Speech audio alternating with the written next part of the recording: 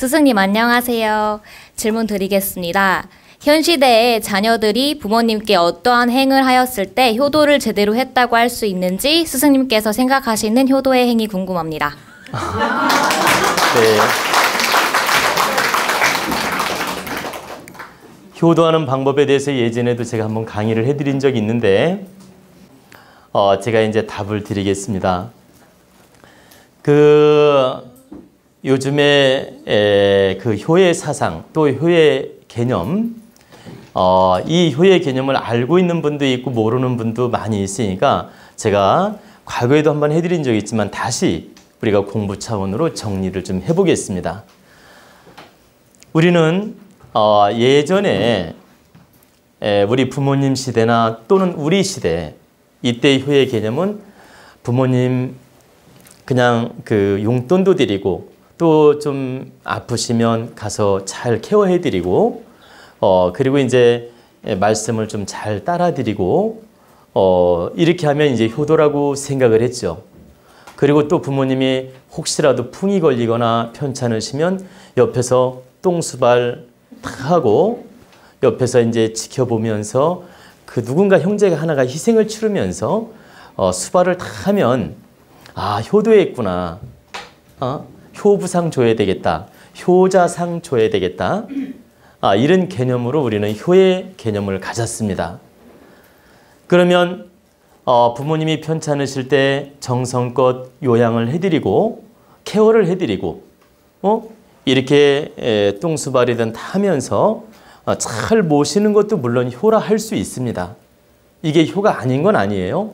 이 또한 효라 할 수 있지만 우리가 진정한 효는 이렇게 케어하는 정도로 매어가지고 집착을 하고 이렇게 부모님 용돈만 드리고 이런 정도로 효의 개념을 잡으면 안 된다. 지금 시대에는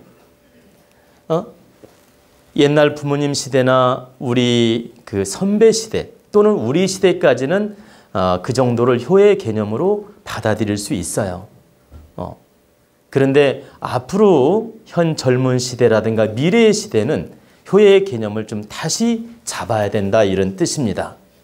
그러면 효의 개념을 다시 잡는다고 하니까 과연 어떤 방법으로 효의 개념을 생각할 것인가 여러분들이 좀 긴장하고 궁금할 것 같아요. 그런데 이제 우리의 미래의 효의 사상은 무엇이냐? 부모님 뜻을 잘 거스르지 않고 잘 봉양을 하고 잘 받아들이는 것은 이건 1차 효라고 할 수 있어요. 1차 효. 그 다음에 2차적인 효는 어떤 효냐? 내가 아주 거룩하게 인생을 아주 바르게 빛나게 잘 살아서 내가 정말 행복한 인생을 사는 게 더 큰 효라고 할 수가 있습니다. 내가 부모님한테 배워가지고 이렇게 똥수발만 하고 시간을 한 10년, 20년 보냈어요. 요양병원에 보내는 게 미안해가지고. 그러면 여러분은 저분은 진짜 효심 있다라고 생각할 수 있죠? 근데 그렇지 않아요. 요양병원에 케어해 줄 수 있는 분한테 보내서 케어해 드리게 하고 나는 내 할 일을 잘 하는 게 오히려 효예요. 즉 내가 직장도 있고 사회생활을 해야 될 입장이야. 근데 모실 분이 없다는 이유로 직장도 때려치고 그냥 내가 부모님 중풍 걸린 부모님을 모시고 똥수발하면서 한 10년, 20년을 보냈어. 그랬더니 이제 내 나이는 50이 넘었어요. 그래가지고 부모님은 한 80 넘어서 돌아가셨어. 그리고 내 인생은 간 곳이 없어졌어. 그럼 이런 현상이 일어났을 때 과연 이게 효냐? 그렇지 않다.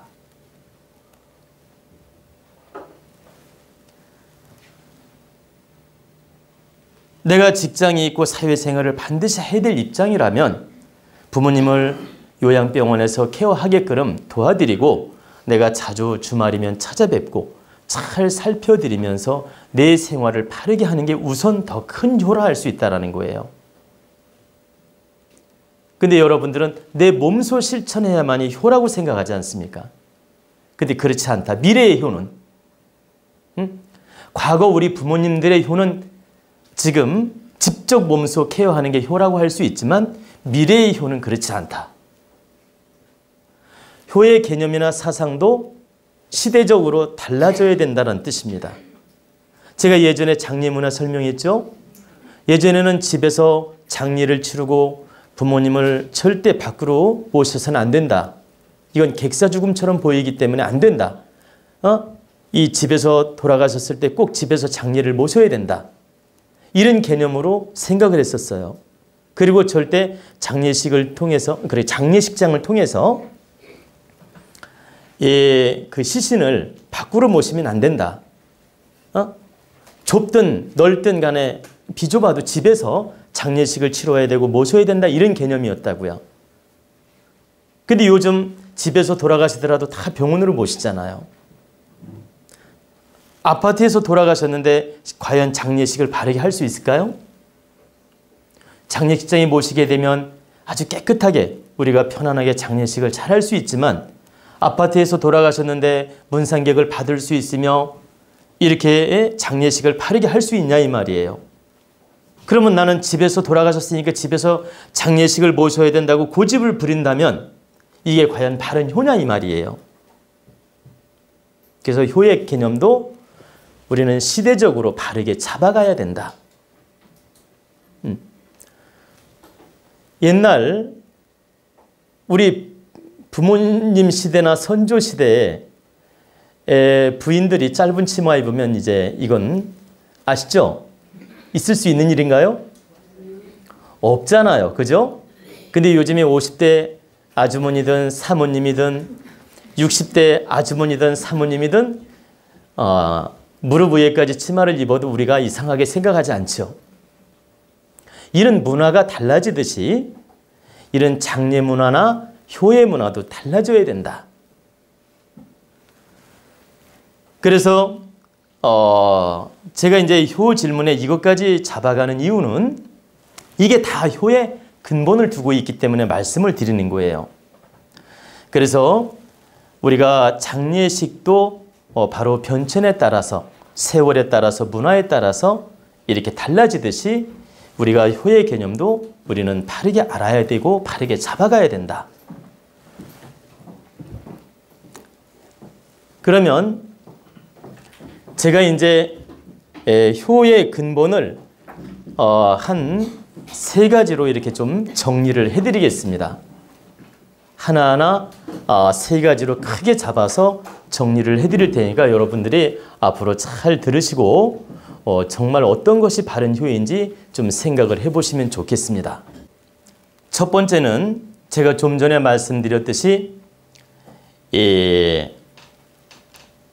인생을 바르게 살아서 부모님 걱정을 끼치지 않게 때가 돼서 사회생활을 바르게 하고, 그래 어릴 때는 공부를 잘해야 되겠죠. 어릴 때는 공부를 내가 바르게 성실하게 잘하고 성장해서는 직업을 잘 가져서 사회생활을 바르게 하고 또 때가 돼서는 결혼을 잘해서 처자식을 둘 수 있고 내 인생을 아주 안정되게 이끌어가는 것이 1차 효예요. 부모님 밑에서 이렇게 부모님 그 문화에서 같이 생활한다고 효가 아니고 부모님을 떨어지든 부모님 밑에서 같이 살든 분가를 하든 그건 관계없다 이겁니다. 함께 살든 떨어져 살든 그거하고는 효하고 관계가 없어요. 전혀. 그래서 함께 살든 떨어져 살든 내 인생을 바르게 잘 갖추어 나가는 것이 1차 효다. 두 번째 효는 내가 바르게 성장해서 사회생활을 잘해서 경제를 이루고 최소한 내 생활하는 데 크게 불편함이 없고 내가 인생을 살아나가는데 크게 어렵지 않을 때 내 인생만 최고로 생각하고 내가 돈을 벌면 내 처자식만 생각하고 이렇게 외국이나 여행 다니고 아이들한테 학비는 과외비까지 다 써가면서 부모님 용돈 좀 드리는 건 덜덜 떨고 10만 원, 20만 원 드리는 것도 아까워서 고민하는 분, 이건 효가 아니에요. 내 아이들 100만 원씩 과외비는 쓰는데 아깝지 않은데 부모님 50만 원 생활비나 용돈 드리는 건 아깝다. 이건 효가 아니다. 내 아이들을 100만 원 과외비를 쓰는데 이 부모님을 용돈을 드리려니까 아이들한테 한 50만 원밖에 투자할 수가 없어요. 근데 부모님은 반드시 50만 원이라는 용돈이 필요하고 또 50만 원 용돈이 있어야 생활을 할 수 있는 조건이야. 예를 드는 거예요. 그럴 때 아이를 50만 원 과외를 시키고라도 50만 원은 부모님한테 쓰는 게 효다. 그러면 아이한테 100만 원 투자를 안 하고 50만 원만 투자했으니까 아이가 저급질량으로 살 거냐? 공부를 못 할 거냐? 50만 원씩 마이너스가 될 거냐? 절대 그렇지 않다. 하느님은 그렇게 작업하지 않는다. 내가 진정한 부모님을 위하는 마음으로 반절을 부모님 용돈 드리고 생활비 드리는 데 썼다. 그러면 반드시 신께서 도와서라도 아이를 과외비 50만 원 썼지만 100만 원 쓴 것만큼 질량으로 키워준다라는 거예요. 그래서 내가 경제 질량이 어느 정도 되고 부모님은 내가 꼭 용돈을 드려야 생활할 수 있고 생활비를 꼭 보태드려야 될 조건이라면 내가 쓰는 걸 좀 아끼고 또 내가 아이들한테 쓰는 걸 좀 아껴서라도 부모님을 잘 케어할 수 있도록 생활할 수 있도록 도와드리는 마음을 갖는 것이다. 그게 효지. 나는 생활비, 과외비 다 쓰고도 여유 있게 남으니까 용돈 좀 드릴 거야. 나는 아이들한테 교육비 쓰고 남는 돈이 없어서 못 드려. 이것은 아주 이기적인 생각이며 욕심의 잣대지 절대 효심이라 할 수가 없다. 이 말씀을 드리는 이유는 다 그런 건 아니지만 우리 국민 대다수가 아이 과외비 쓰는 건 파출부를 해서라도 쓰려고 해요. 아이들 교육시키는 비용은 내가 노동을 해서라도 쓰려고 한다. 근데 부모님 한 푼 생활비나 용돈을 드리기 위해서 파출부를 하거나 그 노동을 하려고 힘쓰는 분은 내가 거의 못 봤다. 그러면 제가 얘기하는 건 자식 키우는 에너지를 쏟지 말고 부모님한테만 시키라는 게 아니에요. 자, 부모님한테만 노력하라는 얘기가 아니에요. 아이들을 바르게 키우는 것이 부모님한테 또 효도를 하는 거예요. 아이들을 바르게 못 키웠다. 이것 또한 부모한테 불효를 하는 거예요. 예의범절도 잘 가르치고 아이들이 바르게 성장할 수 있도록 아이들을 잘 키워나가는 게 바로 내가 부모님한테 효도를 하는 거예요. 왜 그러냐? 아이들이 바르게 성장을 할 때 부모님이 기쁘고 나한테 부모님이죠. 내 자손이 있을 거 아닙니까? 내가 아이들을 바르게 키울 때 우리 부모님께서 그러니까 아이들한테는 할아버지 할머니가 되죠. 부모님이 기쁘고 미래가 있는 거예요. 근데 내가 아이들을 바르게 성장시키지 못하고 바르게 못 키웠다면 이 부모님이 봤을 때 할아버지 할머니가 봤을 때 희망이 없는 거야. 이건 천하의 불효가 될 수 있어요. 그래서 내가 자식이 있다면 자식을 거룩하게 바르게 잘 성장시키고 키우는 것 또한 부모님한테 효도하는 길이고 조상님한테 효도하는 것이다. 여러분들이 자손들이 다 있는데 자손을 잘 정성껏 키우는 것이 진정한 효예요. 내가 자식이 있다면. 그리고 나아가서 부모님한테 에너지를 또 바르게 쓰는 것이 또 효다. 이게 이제 두 번째 효예요. 그리고 이제 세 번째는 내가 사회에 나가서든 가정에서든 대인관계든 뭐 직장에 나가서든 어디에 나가서라도 욕되지 않게 사는 게 바로 부모님한테 효도를 하는 것입니다. 사기치고 거짓말치고 다른 사람 가슴이 아프게 하고 내가 돈 좀 벌으려고 남 눈탱이를 때리거나 뒤통수를 때리거나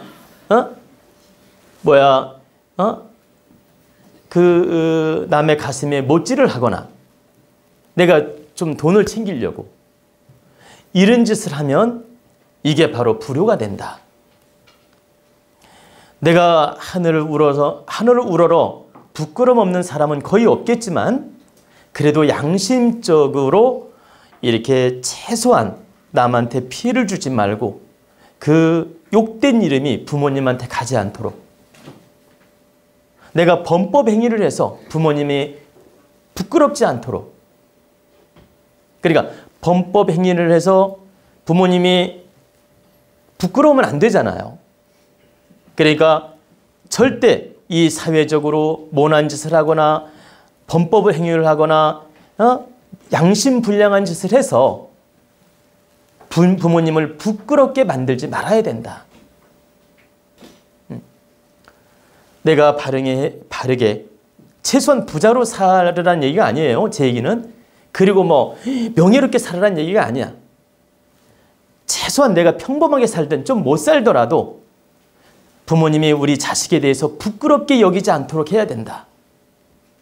최소한 우리 자손은 양심적으로 이 사회를 바르게 살고 있다는 믿음을 줘야 돼요. 그리고 혹시나 무슨 사건이 생겼어도 우리 아이를 믿을 만큼 믿음을 줘야 돼. 우리 아이는 절대 그런 짓을 할 리가 없다.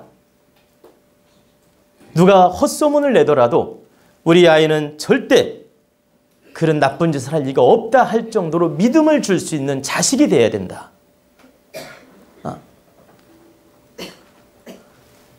바로 그게 부모님한테 진정한 효예요. 이것은 여러분들이 잠시 착각하거나 오해할까 봐 제가 덧붙여 설명을 하는데